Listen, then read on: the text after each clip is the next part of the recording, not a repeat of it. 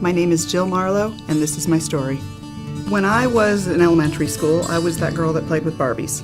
But mostly I was into building my Barbie houses. I was all about optimizing my Barbie dream house. I used to take it apart, rebuild it from parts of other things. Between that desire to build things, optimize things, and tweak things, and figuring out that I was really good at math and science, I kind of stumbled into engineering. I fell into engineering because I was good at math and science, and also because I think I grew up on the Chesapeake Bay sailing. Seeing the wind go over the sails and figuring out how to trim them and optimize, how fast we were going. So when I went to school and went to engineering and had to choose which discipline, I chose aerospace. So the biggest influence on my life, I think, have been my parents.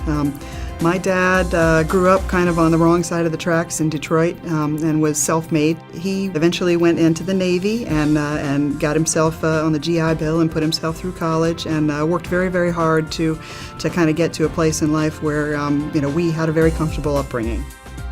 He was a great influence, always reminding us that if you work hard, it will pay off.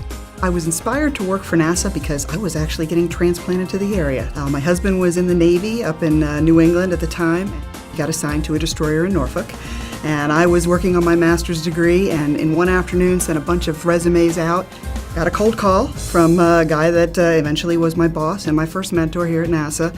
And by the end of the first conversation with him, I was totally intrigued. Just never thought I would work at NASA. By the time we got done with that conversation, he invited me on a plant trip. Coming here and meeting the people and seeing the range of challenges that people were working on, space flight instruments, thinking about climate change, big stuff that mattered.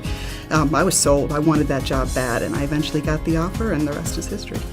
They cared about me as a person. NASA actually cares about people and about our interests and wants to tap the best in us. The biggest barrier in my career, it's funny, I asked my husband about this just the other day. He had a very interesting insight. He said that I have, as a woman, probably tried very, very hard to prove myself. Felt like I had to prove myself, although nobody else is judging me in that way. And what he said is I work at a crazy pace as a result. And I sometimes get frustrated with people maybe not keeping up or not working at the same pace. It's interesting because I've never had that insight at all. I just think about trying to do the best that I can every day. I think it goes back a little bit maybe to my father teaching me that you need to give 100%, and if you work hard, it'll pay off. And anything worth working for is worth giving your best toward. The happiest moment of my career, people tell all kinds of stories about launches of a big project. But I would say that my happiest moments are really when I'm working with a particular person and they're chewing on a problem and they cannot figure out how to solve it, and we'll sit down and have a conversation, and through that I can watch the wheels turn and they get unstuck. And it's just those little moments really that I feel like those are the times that people will remember. My greatest accomplishment is probably the people that I've brought to the agency, and hopefully making that difference through them. I've been working in management for probably about 15 years at this point, and so I've had a fair amount of opportunity to hire some folks over the years, and I've watched those people move from the technical work that they've done. Sometimes they move into being subject matter experts that are sought out by people all over the world. Sometimes they're managing projects for NASA.